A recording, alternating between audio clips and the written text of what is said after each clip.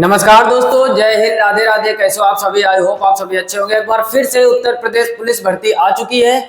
जो लोग इसके पहले वाली भर्ती में सिलेक्ट नहीं हुए थे, इस बार अपनी जान झोंक दीजिए। पूरी जानकारी हम आपको देने वाले हैं। सबसे पहले आप यहाँ पर आप गौर कीजिए, जो हमारे यहाँ पद है टोटल 32,679 पद उत्तर प्रदेश पुलिस भर्ती के आ चुके हैं। आप सभी लोगों को पता होगा, कुछ लोगों को जानकारी मिल गई होगी, लेकिन यहाँ पर आज हम लोग पूरी संपूर्ण जानकारी लेंगे।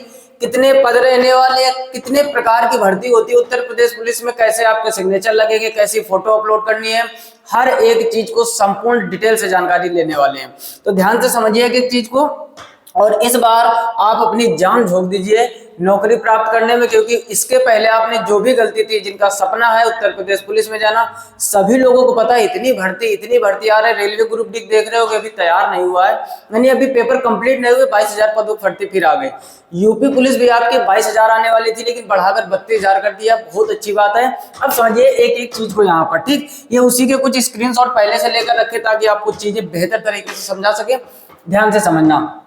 सबसे पहले यहाँ पर आप देख रहे होंगे, आज जो आपकी भर्ती होने वाली वो 7 प्रकार के पद होंगे। इसमें समझ लीजिए, जैसे आप देख रहे होंगे आरक्षी नागरिक पुलिस, इसमें पुरुष और महिलाएं दोनों रिक्त पदों, इसकी जो संख्या है वो 10,469 है।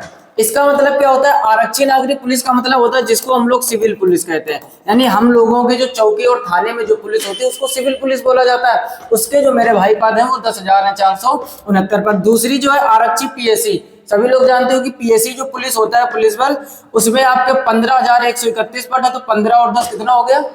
25। ये एक बेसिक जानकारी। और सबसे पहले हमने आपसे कहा था कितने प्रकार की भर्ती होती है, समझ लीजिए।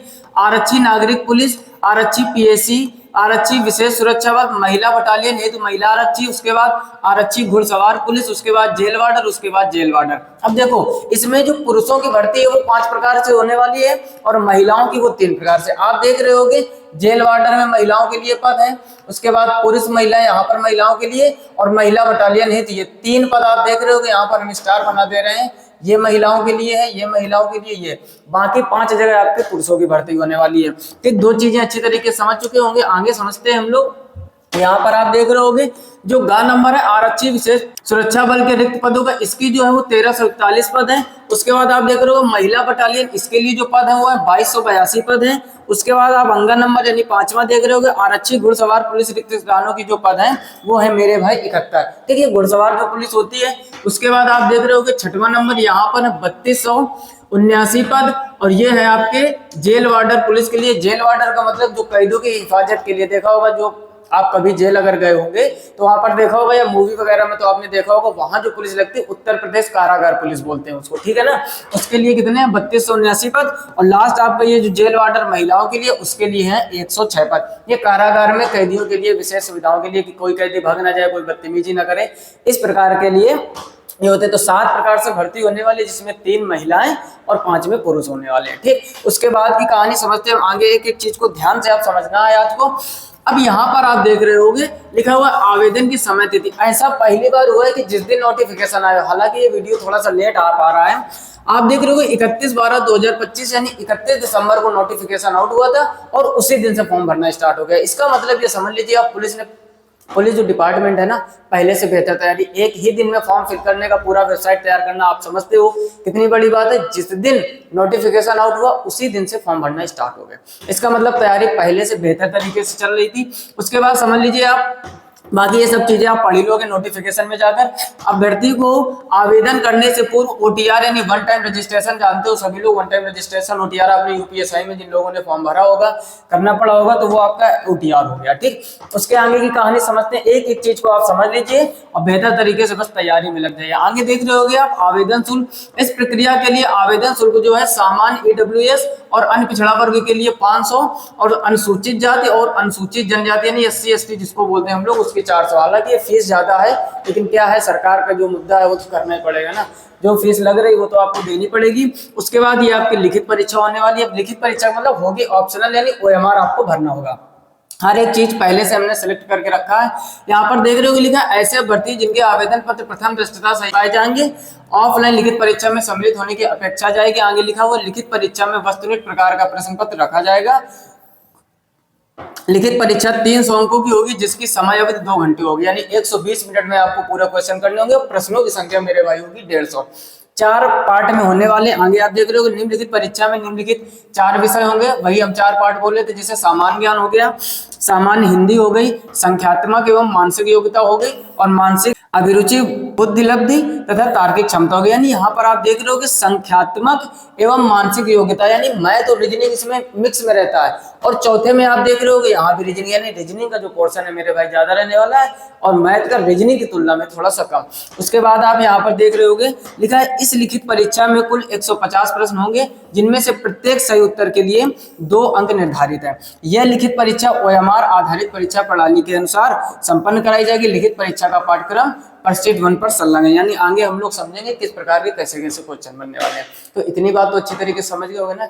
आगे समझते हैं अगले पेज में। यहाँ पर आप देख रहे हो लिखित परीक्षा पाठ्यक्रम, सामान्य हिंदी, सामान्य ज्ञान और संख्यात्मक एवं मानसिक योग्यता, मानसिक अभिरुचि, बुद्धि लब्धि एवं तार्किक क्षमता। पूरे प्रश्न 150 रहने वाले। एक प्रश्न 2 नंबर का होता है, तो टोटल 300 अंक हो गए और 2 घंटे टाइम लगने वाला है। ठीक, बढ़िया से जब मेहनत करके जाओगे तो आप जरूर सफल होगे। आगे आप देख रहे हो कि सामान्य ज्ञान के जो टॉपिक रहने वाले हैं, हर एक चीज यहाँ पर पहले से बढ़िया तरीके से खुद उसी नोटिफिकेशन में दिया गया। सामान्य विज्ञान आएगा, भारत के इतिहास, भारतीय संविधान, बाकी ये सब आप पढ़ लेना। उसके बाद सामान्य हिंदी में क्या क्या टॉपिक रहेंगे, हर एक चीज लिखी हुई। देखो कोई भी मेरे भाई नोटिफिकेशन आता है, हर एक चीज उसमें सिलेबस तक लिख लिया जाता है, कहीं आपको भटकने की जरूरत नहीं है। बशर्ते आपको बस ढंग से पढ़ लीजिए कहाँ का। और एक चीज समझ लो, जैसे आप देख रहे हो यहाँ पर उपसर्ग, अब प्रत्यय, संधि, समास, विराम, तो ये जो भी चीजें दी गई ना, यहाँ से एक प्रश्न जरूर बनता है। उसके बाद आप देख रहे हो संख्यात्मक एवं मानसिक योग्यता। यहाँ पर आप देख रहे हो नंबर सिस्टम यानी संख्या पद्धति, सिंप्लीफिकेशन यानी सरलीकरण, डेसिमल हो गया, दशमलव और भिन्न हो गया, highest common factor and lowest यानी LCM CF हो गया, परसेंटेज मोस्ट इंपॉर्टेंट टॉपिक है आपका, यूपी पुलिस के लिए जरूर यहाँ से प्रश्न बनता है। उसके बाद आप देख रहे हो प्रॉफिट एंड लॉस देखने को मिल रहा होगा, average, simple interest, discount, partnership, distance, यानी कहने का मतलब हर एक चीज पहले से यहाँ पर दी गई है कि आपको क्या क्या पढ़ना है। उसके बाद रीजनिंग के ये सारे डायग्राम वाले हो गए, लॉजिकल डायग्राम वाले हो गए, है ना। और यहाँ पर आप देख सकते हो मानसिक अभिरुचि, बुद्धि। बाकी आप हर एक चीज ऑफिशियल वेबसाइट पे जाकर चेक कर सकते हो, यानी किस सब्जेक्ट में आपको क्या पढ़ना है, कैसे तैयारी करनी, हर एक चीज दी गई है। और मैथमेटिक्स मेरे भाई बेहतर करने के लिए इस चैनल पर जो लोग पहले से जुड़े होंगे सभी लोगों को पता है, बहुत ही बेहतर तरीके से हर एक पेपर की आपकी पूरी जिम्मेदारी ली हमने free of cost previous year question practice करवाने की। कुछ आपको हम यहाँ पर दिखाना चाहेंगे, ध्यान से समझना। अब यहाँ पर आप देख रहे होंगे इस चैनल में जब आप जाओगे, यहाँ पर आप जाओगे जब प्लेलिस्ट में, हर एक चीज की बेहतर तरीके से मैथ की प्रैक्टिस कैसे करवाई जाती है। जैसे यूपीएसआई चाल समय दूरी, यहाँ पर आप क्लिक करोगे तो यूपीएसआई के लिए स्पेशल जो प्रीवियस ईयर क्वेश्चन पूछे जा चुके हैं उनकी यहाँ पर प्रैक्टिस आपको देखने को मिल जाएगी। उसके बाद आगे समझते हैं हर एक एग्जाम की बेहतर तैयारी हम लोग कैसे कर सकते हैं। आगे आप यहाँ पर जब और नीचे बढ़ोगे, ठीक, यहाँ पर वैकेंसी डिटेल जैसे प्लेलिस्ट बनी हुई है। एक ये सीरीज स्पेशल एसएससी जीडी वाले, बहुत से मेरे भाई ऐसे होंगे जो यूपी पुलिस की तैयारी के साथ साथ जीडी की तैयारी में भी लगे होंगे, रेलवे की भी तैयारी में लगे होंगे। यहाँ पर आप देख रहे हो इस सीरीज का नाम रखा है हमने 10 कदम। 10 कदम का मतलब है मेरे भाई हर एक वीडियो में 10 बेहतर क्वेश्चन प्रीवियस ईयर प्रोवाइड कराए हैं। यहाँ पर आप देख रहे हो पहले हमने चाल समय दूरी की चर्चा की, फिर रेलगाड़ी संबंधित 10 प्रश्न, उसके बाद नाव तथा धारा संबंधित 10 प्रश्न, उसके बाद टाइम एंड वर्क के नंबर सिस्टम के, यानी ये 10 कदम सीरीज जब तक एसएससी जीडी पेपर नहीं हो जाएगा तब तक ऐसे ही प्रैक्टिस चलती है। और हर एक क्वेश्चन आप जाकर विजिट कीजिएगा और एक चीज देखने को मिलेगी, सारे के सारे क्वेश्चन प्रीवियस ईयर होंगे। ठीक, इसी तरीके आपकी तैयारी को बड़ा ध्यान में रखते हुए एक ये सीरीज आप देख रहे हो, ये रेलवे के लिए एकदम ब्रह्मास्त्र साबित होने वाली है। कुछ लोग रेलवे ग्रुप डी का पेपर दे चुके होंगे, कुछ लोगों का पोस्टपोन करके फरवरी में कर दिया गया है। इस सीरीज का हमने नाम रखा है मेरे भाई 5 का पिटारा। इस सीरीज में क्या है, हर एक वीडियो में 5 महत्वपूर्ण प्रीवियस ईयर क्वेश्चन प्रोवाइड कराते हैं ताकि तैयारी बेहतर हो सके। यहाँ पर आप देख रहे होंगे 44 लेक्चर हो चुके, हर एक जो भी टॉपिक उठाया जा रहा है, जैसे ये चाल समय दूरी हो गया, कार समय हो गया, त्रिकोणमिति हो गया, यानी जो भी टॉपिक उठाया वो रेलवे ग्रुप डी में पूछे गए जो प्रश्न आपके 24 में 22 में या पीछे जो भी एग्जाम हो चुके हैं, railway group D, NTPC, CBT 1, CBT 2 में पूछे गए प्रश्नों की यहाँ पर प्रैक्टिस करवाई जा रही है। 5 के पिटारा की सीरीज एक बार आप देख लीजिए, एडवांस और ऑटोमेटिक एकदम है ना, एकदम हवा में उड़ने लगेगी, यूं समझ लीजिए। ठीक, बाकी चीजें आप चैनल पर जाके विजिट कर सकते हैं। जो लोग यूपीएसआई वाले हैं मेरे भाई, हर एक चैप्टर बड़ी बेहतर तरीके से बढ़िया तरीके से समझाया गया। जैसे जिन लोगों को जैसे चैप्टर वाइज भी पढ़ाया है, त्रिकोणमिति आपकी कमजोर है, पूरी ट्रिग्नोमेट्री देख लीजिए।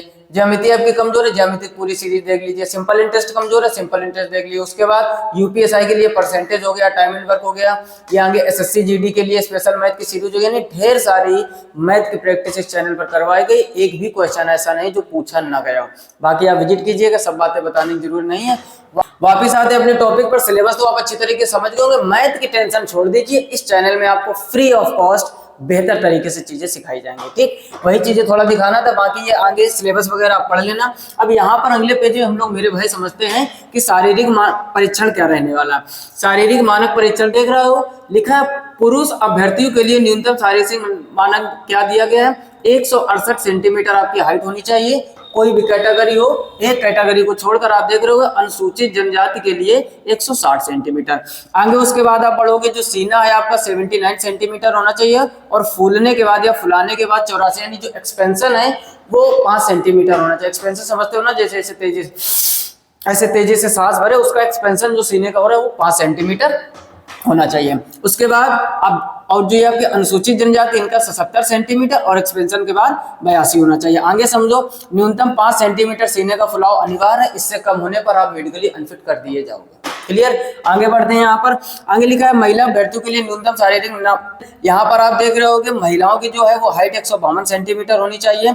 अनुसूचित जनजाति की जो महिला है उनके लिए 147 सेंटीमीटर। यानी महिलाओं में अगर हाइट 152, 155, 56 यानी 152 है, वहां तक भी महिलाएं यूपी पुलिस में सिलेक्ट हो सकती है। उसके बाद आप देख रहे होगे यहाँ पर आगे वजन, अब जो महिलाओं का वजन है वो 40 किलोग्राम से कम नहीं होना चाहिए। यानी 40 किलोग्राम से अगर वजन कम है किसी भी महिला का तो फिर पुलिस के लिए वो एलिजिबल नहीं है। क्लियर, आगे समझिए।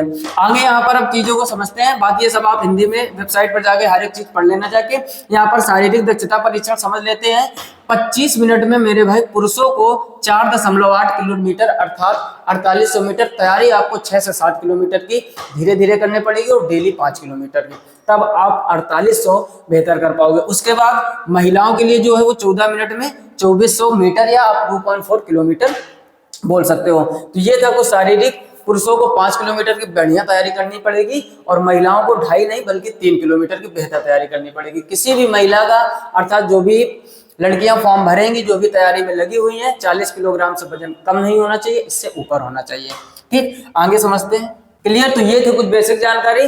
बाकी कुछ चीजें और समझ लेते हैं, जैसे सिग्नेचर को लेकर अलग से हम कुछ टॉपिक समझते हैं। जैसे आपका सिग्नेचर है जो वो आपको कैपिटल लेटर में नहीं करना है, इस बात का विशेष ध्यान देना है। जैसे हम अपना नाम लिखे तो आपको ऐसे सिग्नेचर नहीं करना है, ये मान्य नहीं होगा, फॉर्म रिजेक्ट हो जाएगा। दूसरी चीज, कुछ लोग ऐसा करते हैं, कर तो छोटा देते लेकिन बना कैपिटल लेटर में देते हैं, ऐसे भी आपका मान्य नहीं होगा। पहला लेटर जो है आप वो कैपिटल लेटर बना सकते हो, जैसे हम आपका ऐसे बोले ऐसे हम आप लिख सकते हैं। ठीक, और सरनेम लिखना है तो पहला आप कैपिटल लिख सकते हो, बाकी आप यानी बिना पेन उठाए, जैसे हम लोग बोलते हैं रनिंग लेटर्स, क्या बोलते हैं, रनिंग लेटर्स में हम लोग लिखते हैं कैपिटल लेटर, जिसको आप ब्लॉक लेटर्स भी बोल सकते हो, उसमें आपको सिग्नेचर नहीं करना है। बाकी आप हिंदी इंग्लिश किसी में भी कर लीजिए, लेकिन ज्यादातर मेरे भाई सभी लोग प्रयास कीजिए सिग्नेचर इंग्लिश में कीजिए, ताकि आने वाले समय में आपको तकलीफ ना हो, क्योंकि इंग्लिश का सिग्नेचर ज्यादा बेहतर रहता है। अब ऐसा दिमाग न लगाना कि हम हिंदुस्तान में रहने वाले हम तो हिंदी में ही करेंगे, बाकी आपकी मर्जी, लेकिन बेहतर रहता है, क्योंकि ज्यादातर कोई भी आप फॉर्म भरो, कहीं भी कुछ करो, ज्यादातर इंग्लिश लेटर ही काम आते हैं। तो वो चीज आप समझ लीजिए, बाकी हिंदी इंग्लिश किसी में कीजिए, आपकी मर्जी।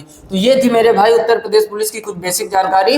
भर्ती आ चुकी, सभी लोगों को पता होगा, बस आप जी जान झोंक कर एकदम तैयारी में लग जाए, चाहे रेलवे ग्रुप डी हो, चाहे यूपीपी हो, चाहे यूपीएसआई हो, कोई भी एग्जाम हो मेरे भाई, जब तक मेहनत नहीं करोगे तब तक होने वाला कुछ नहीं है। इस चैनल पर मैथ फ्री में पढ़ाई जाएगी, बाकी पढ़ाने का तरीका कंटेंट आप जाकर चैनल पर विजिट कर सकते हैं, कुछ भी बताने की जरूरत नहीं है। चीजें बेहतर लगी हो तो वीडियो को लाइक कर दीजिए, चैनल पर पहली बार है तो सब्सक्राइब करके नोटिफिकेशन बिल को आप सिलेक्ट कीजिए, ताकि हर एक वीडियो की नोटिफिकेशन सबसे पहले आप तक पहुंचे।